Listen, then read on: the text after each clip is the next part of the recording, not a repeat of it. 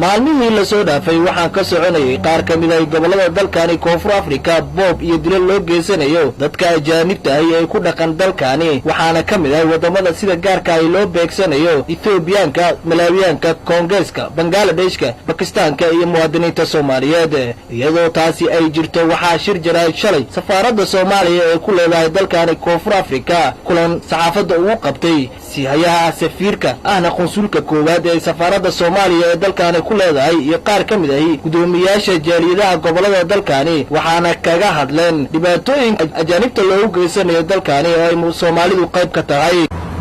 waxaan rabnaa inaan uga faa'iideysano fursadan aan galabta isugu nimid gudaha safaaradda Soomaaliya ee Koonfur Afrika inaan ummadda Soomaaliyeed ee Soomaaliya joogta iyo kuwa Koonfur Afrika jooga iyo dawladda Soomaaliyeedba aan u soo gudbino warbixin ku saabsan xaaladda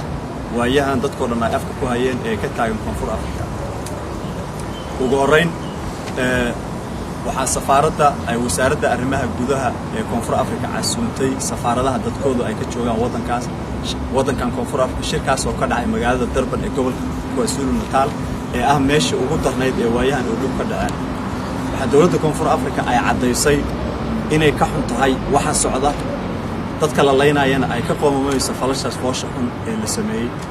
waxay kaloo dawladda Koonfur Afrika u cadeysay safaaradaha iyo muwaadiniintoodaba in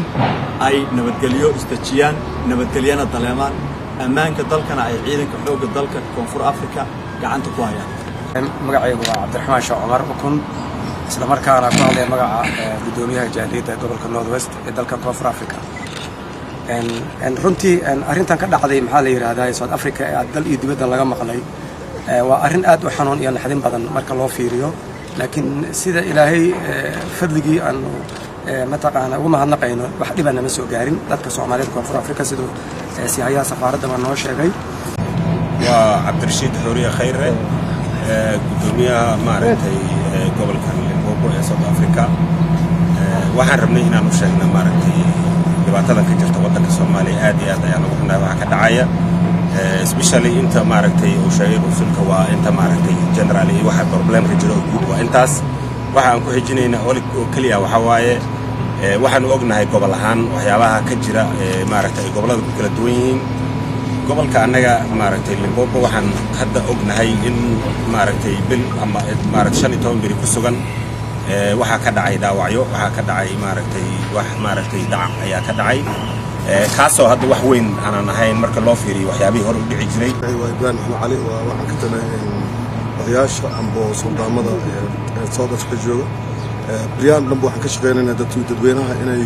arintooda say tahay laba maalmood ayaan gaari wata shalay ilaa Daraad waxaan ka dhex ordayay Johannesburg waxaan raadinaynaa in Soomaalida amba dadka community-ga inay wax gaareen in kale wax dhibaan aragnay oo weyn saas weyn amba dhimasho amba dhacaan ma aanan arkin dhanka kale waxaan xafiiskooda ku booqday ururka ay ku midaysan yihiin culimada Soomaaliyeed ee dalkani Koonfur Afrika Albayaan xafiiskooda magaalada Johannesburg waxaana weydiiyay sida ay u arkaan dhibaatooyinka ku soo kordhay dalkani Koonfur Afrika oo ay Soomaalidu loo geysanayo iyo dadka kale ku nool sida iyo siyaabaha looga hortagi karo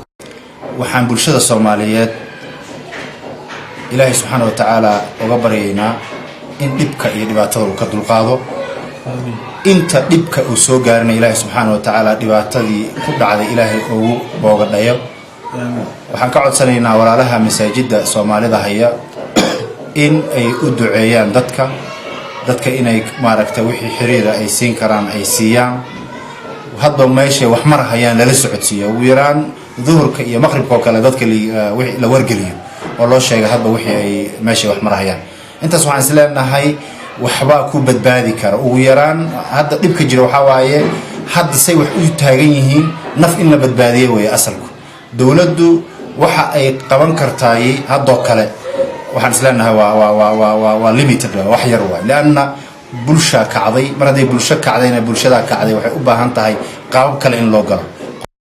ma jiraan ilaa hadda wax dhibaato ah oo soo gaartay dadka Soomaalida ay ku dhaqan tuulooyinka ama magaalooyinka dalkani Koonfur Afrika marka laga reebo cabsi weyn oo soo food saartay muwaadiniinta Soomaaliyeed ee ku dhaqan dalkani Koonfur Afrika Sheekh Axmed Guure telefishinka caalamiga ee Kalsan dalka Koonfur Afrika